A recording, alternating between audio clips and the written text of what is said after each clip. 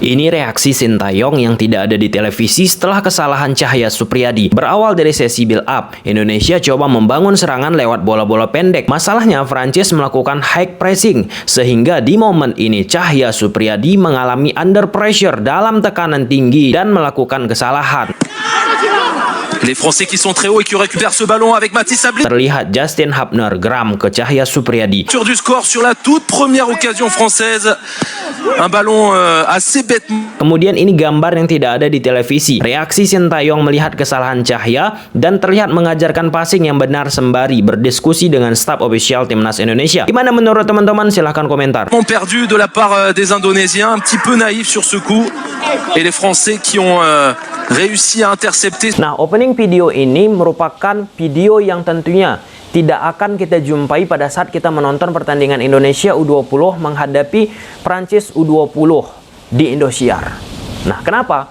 Karena opening video ini teman-teman itu berasal dari FFF TV, dari Federasi Sepak Bola Prancis. Nah, mereka merekam dengan hanya menggunakan satu kamera pertandingan Indonesia U20 menghadapi Prancis U20 dengan sudut yang lebar. Nah, kalau kita bicara di televisi tentunya kalau hanya menggunakan satu kamera, tentunya tidak ideal untuk menyiarkan pertandingan sepak bola. Nah, oleh karena itu, di Indosiar kan banyak kamera dan merekam momen-momen lainnya, zoom in teman-teman. Nah, momen dengan hanya menggunakan satu kamera, seperti apa yang dilakukan oleh FFF TV teman-teman, terrekodlah momen saat Coach Sintayong bereaksi setelah melihat Cahya Supriyadi melakukan salah passing.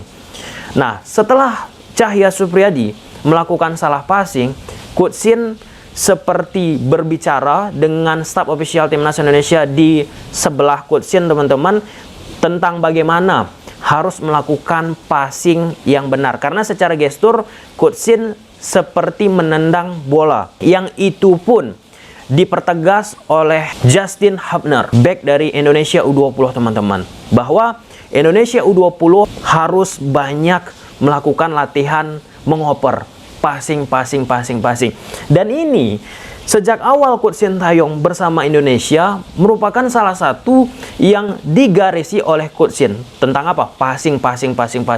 Ini memang pembahasannya seperti membosankan, tapi nyatanya sampai pada saat kita membuat video ini memang passing menjadi PR. Bahkan kalau kita tarik ke belakang teman-teman, kita tarik sejak tahun 2003 aja sampai sekarang, ya dari zaman ke zaman pelatih-pelatih yang menukangi Timnas Indonesia selalu mempersoalkan teknik dasar, terkhusus passing.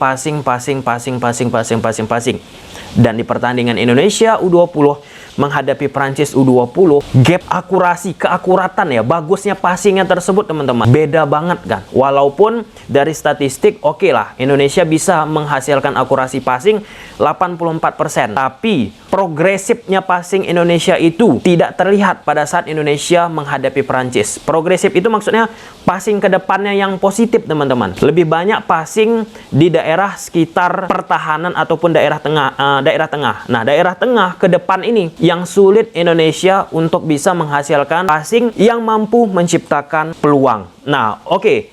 Kita lepas lah ya membahas tentang passing teman-teman. Ini memang menjadi PR kita bersama sampai detik ini. Coach Sin ya udah berkali-kali mengingatkan hal tersebut. Nah, yang kedua, Coach Sin katakan penyebab kekalahan Indonesia menghadapi Prancis U20 ini seperti kita bahas di review pertandingan tersebut teman-teman, ya mental. Dalam periode 2 minggu ke belakang, Coach Sin udah 2 kali nih terang-terangan belak-belakan ke media menyebutkan bahwa Indonesia U20 sebelum bertanding udah takut menghadapi tim-tim yang superior, tim-tim yang hebat. Lalu teman-teman banyak yang memberikan pendapat, kenapa tidak dilibatkan psikolog?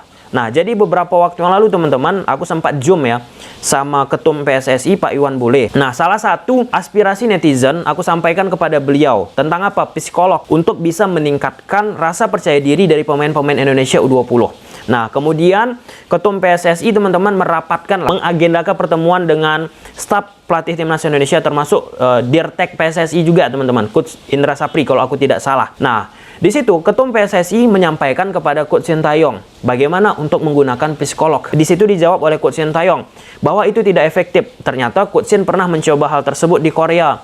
Tidak efektif, tidak banyak mempengaruhi teman-teman. Lebih mau Coach Sintayong untuk langsung Ketum PSSI Pak Iwan Bule ataupun manajer timnas tersebut yang memberikan support moral kepada pemain-pemain Indonesia U20, dan itu terang-terangan disampaikan oleh Coach Sin. Dan gak heran juga kan, kita lihat lah ya bagaimana cara komunikasi Pak Iwan Bule kepada pemain-pemain Indonesia kita, baik senior ataupun kelompok umur teman-teman. Ada sesi video call, dekat banget dari sisi komunikasi, dari cara beliau men-treat pemain-pemain Indonesia U20 ataupun senior teman-teman, ataupun kelompok umur lainnya seperti ayah dan anak. Dan itu yang diharapkan oleh Coach Sin. Dan ya, semoga terkait hal ini teman-teman, memang Coach Sin juga katakan kan di beberapa waktu yang lalu, 1-2 minggu yang lalu teman-teman, Coach Sin pun nggak tahu kenapa hal ini bisa merongrong ya pemain-pemain Indonesia kita menghadapi tim yang lebih superior udah takut. Nah, ketika sudah takut, potensi dari pemain Indonesia itu yang ada jadi nggak bisa keluar, nggak bisa lepas teman-teman. Ini bukan hanya terjadi bagi level timnas kita, baik itu kelompok umur teman-teman ataupun senior. Nah, coba kita tonton level klub kita ketika tampil di Liga Champions Asia beberapa waktu yang lalu. Ada Persik Kediri, sempat ada Sriwijaya FC teman-teman, Persipura Jayapura, kan menghadapi tim-tim yang superior. Kita nggak bicara AFC Cup ya teman-teman, Champions Asia. Lihatlah, under pressure, udah panik khususnya ketika bermain di kandang lawan, dan skor kita pun dibantai, dihajar habis-habisan. Nah, artinya apa? Kita kembali seperti apa yang disampaikan oleh Coach Sintayong. Ketika kompetisi itu kuat, pengaruh ke timnas itu akan kuat. Nah, kita bicara klub kita yang ada di kompetisi kita teman-teman. Ketika tampil di level Asia, level internasional, sama. Pada saat itu ya teman-teman, pada saat ada klub-klub kita mewakili Liga Indonesia tampil di Champions League, under pressure, kalah, permainan nggak berkembang, walaupun ada beberapa momen, beberapa pertandingan patut kita apresiasi, tapi nyata seperti itu kita nggak bisa naifkan. Di samping itu semua ya pembinaan. Ini udah capek kita bahas tentang pembinaan.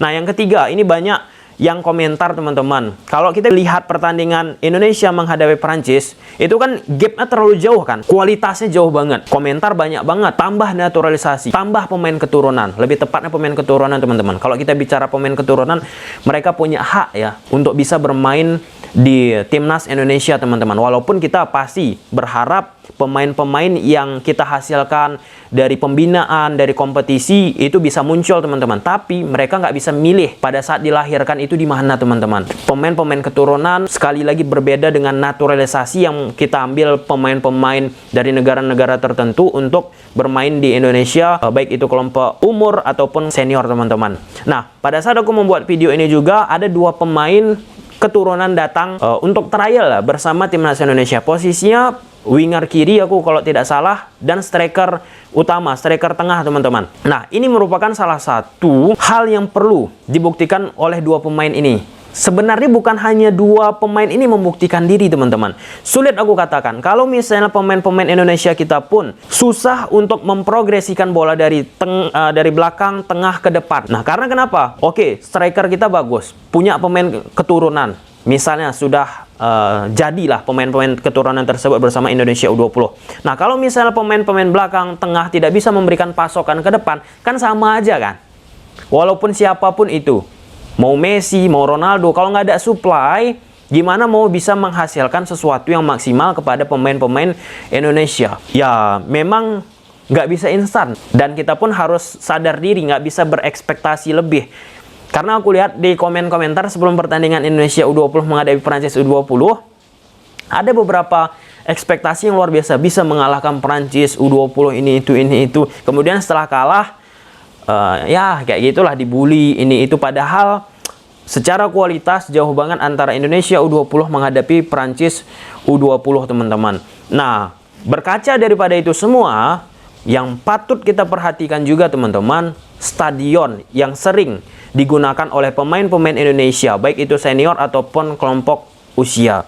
Nggak heran, ini menurut aku ya teman-teman, kenapa Coach Sin mempertimbangkan pada saat itu Stadion Bali United untuk dijadikan home base Indonesia di Piala AFF. Karena rumputnya bagus. Walaupun pada saat aku membuat video ini juga, kabarnya Stadion Patriot untuk Indonesia di Piala AFF nanti akan diperuntukkan. Nah, karena kalau kita bicara rumput bagus, infrastruktur stadion bagus, teman-teman, passing-passing itu pun walaupun jelek, teman-teman, teknik dasar nggak bagus, tidaknya dengan rumput yang bagus akan mampu meningkatkan passing aliran bola itu, teman-teman, ketimbang daripada rumput amburadul, malah permainan 1-2 sentuhan akan lebih sulit untuk dilakukan. Dan ya, apapun hasilnya nanti, mau Stadion Patriot, Stadion Bali United, ataupun stadion apapun lah itu, teman-teman, ini menjadi salah satu momen yang harus kita cermati, bahwa rumput itu pun harus diperhatikan untuk bisa mengeluarkan potensi dari pemain tersebut agar bisa bermain secara